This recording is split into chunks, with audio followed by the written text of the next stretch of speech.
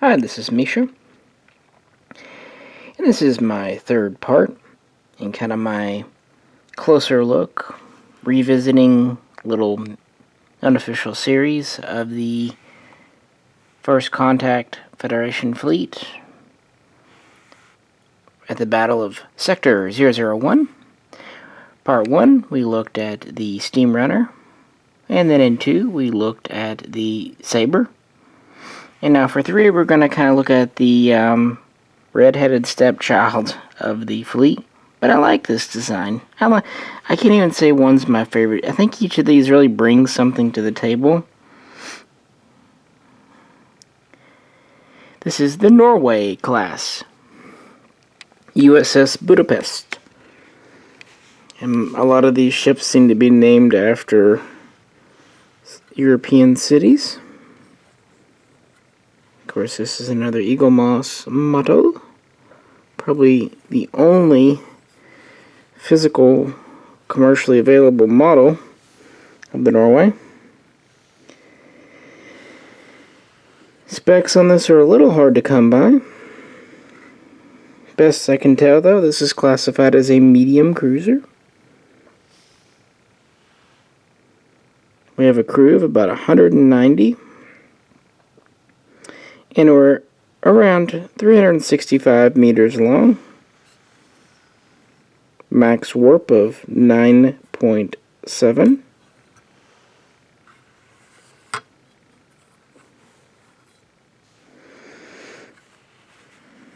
We have a very slim head-on profile.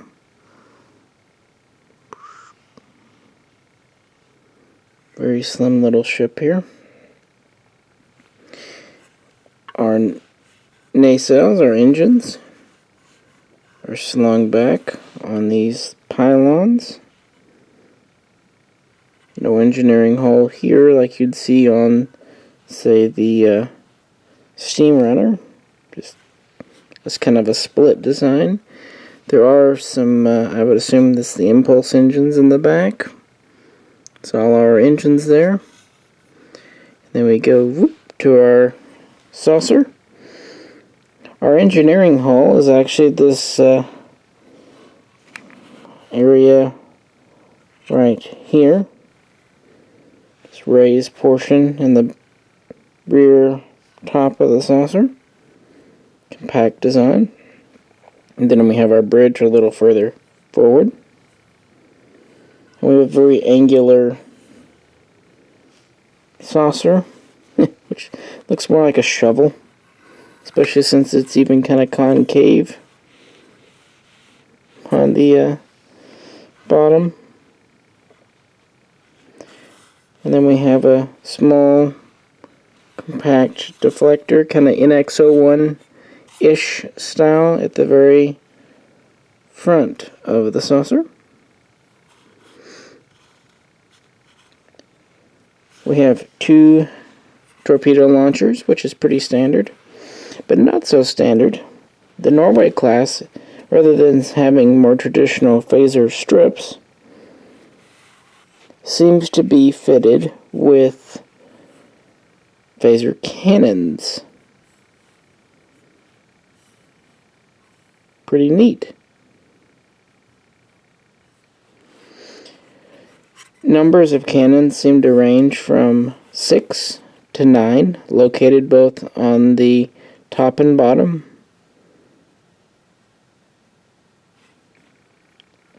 of the main hull here.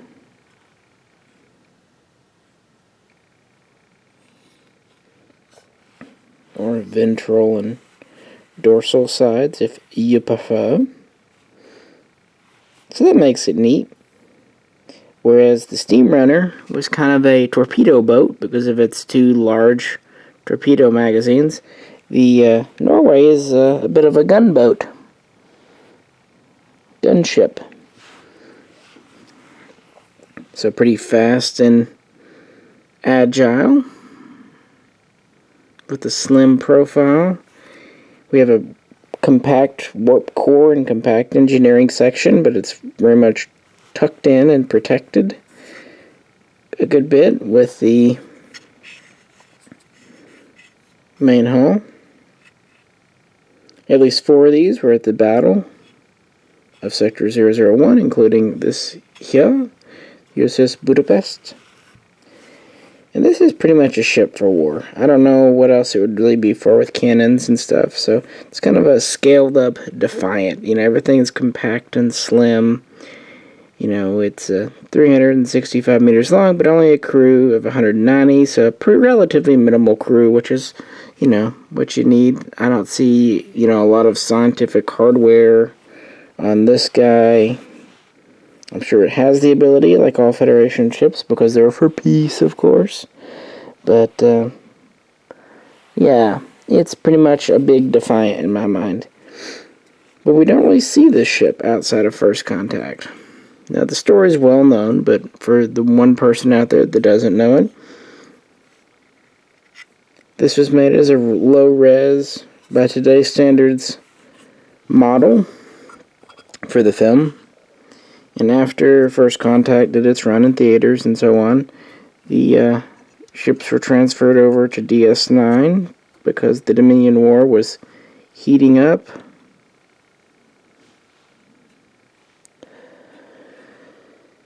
And the Steamrunner, Saber, and Akira reappeared in Deep Space Nine in several battle scenes, especially the Saber.